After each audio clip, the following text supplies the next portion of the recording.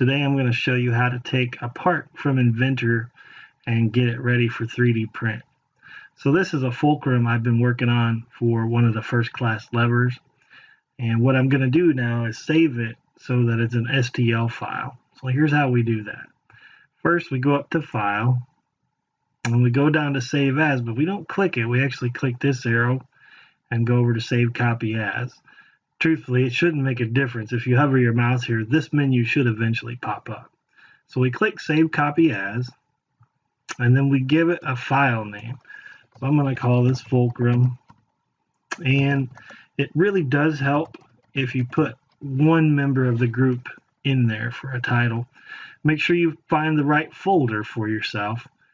Down here where it says Save As Type, you're going to click in that box, and you're going to go down until you see STL files. You're going to click that. Now here's a big key point. That's not enough yet. Inventor automatically saves things as metric. So we need to go to Options, and we need to make sure that this says inches and the resolution is set to high. What normally happens is right here it actually says centimeter by default. So we need to make sure that says inches. Now after we do this for the first time, we probably will not have to do that again because Inventor will remember it. However, we should get in the habit of checking that. So after we do this, we're going to click OK. And then we're going to save the file.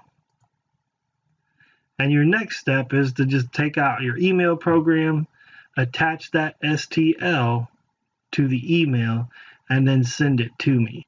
Now the next thing we're going to do is we're going to actually go up to my computer, and you're going to find your email message, and here it is. Here's the file. So what I need to do is I need to double click that, and what will happen is it will open up the program.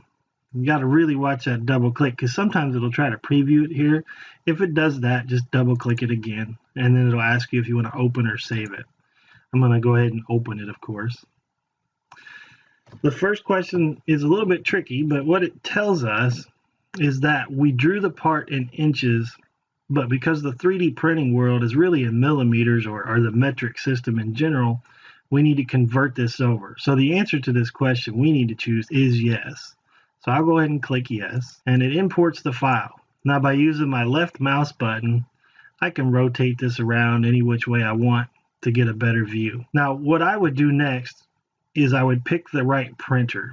To do that, I go down here to where it says Process 1, and I'm going to double click that. Right here where it says Profile, I need to click in that box and choose which printer it is that I'm going to use. Most likely you're going to use the Alpha Hatch box, which is the big tall printer. It's the Delta printer in the back. You might also use the one at the bottom that says North FlashForge Creator Pro, and it tells us it has ABS filament. You may also use this one, which is the same printer, just for a different filament. The other three you could use are these Wombat printers, and you can tell which one is which because it'll have the color around the LCD screen of the printer. In this case, I'm going to use the Alpha Hatch box, so I click it, and then I really only have one other question, and that is, do I want to generate supports or not? So if I move this box out of the way, I can see that I can rotate that and print on this flat edge. So I don't really need to do any support. So I'm just going to click OK. So again, I've selected the printer, and I choose whether or not I'm going to generate support. Then I click OK. Now you'll notice because I changed printers, it relocated the part. That's not a big deal at all. In fact, if I just come over here right in the middle left of the screen and click Center and Arrange, it puts it right back in the middle. Now the problem still, if I print it like this, I really do need supports. So what I'm going to do is actually rotate this. So I'm going to double click the part. And notice over here on the far right side of the screen, when I double click, there's going to be some changes happen over here. So I'll double click now. And now you can see I can offset it. And what this does is allows us to move it left and right. I can also change the scaling. So I can make it really big, or I can make it back to normal. If I have a situation where I need one size to be bigger, so maybe I needed this to be a little taller, I could uncheck uniform scaling like that, and then choose which one I want to make taller. I'm going to just keep it uniform because the part is actually the way it's supposed to be. Now down here at the bottom, you're going to use this the most. This is your rotation. Again, what I want to do is get on that flat edge. That's the one I want touching the bed surface, which is this gray area. So what I'm going to do is I'm going to say, I'm kind of looking at axes here, and it looks like the y-axis is the one I want to rotate on. And it doesn't really matter. If you mess up, you just change it back to 0. Typically on this, we're using 90 degrees. So I'm going to go down here to Y, and I'm going to put a 90 in there and press the Enter key. Now notice it went through the bed, but it did rotate. To get it back on the bed, I'll just hit Center and Arrange. The part looks ready, so now I'm going to go down here to where it says Prepare to Print. When I do that, it'll put it on the print preview, and it'll tell me the build time, which is 49 minutes. Tells me the filament length, and it tells me what it will weigh. Also tells me material cost. When I'm done with that, the next thing I want is come down here to where it says Save Toolpaths to Disk. So I'll click that.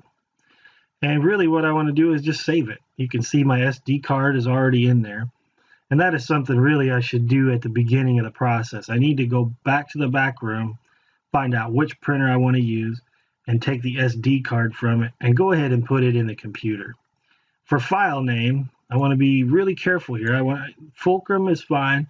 Again, make sure to have at least one group member name in there. And then what I'm doing is I'm going to type in 0H and 49M. And what that is it tells me the time up here, or the estimated time.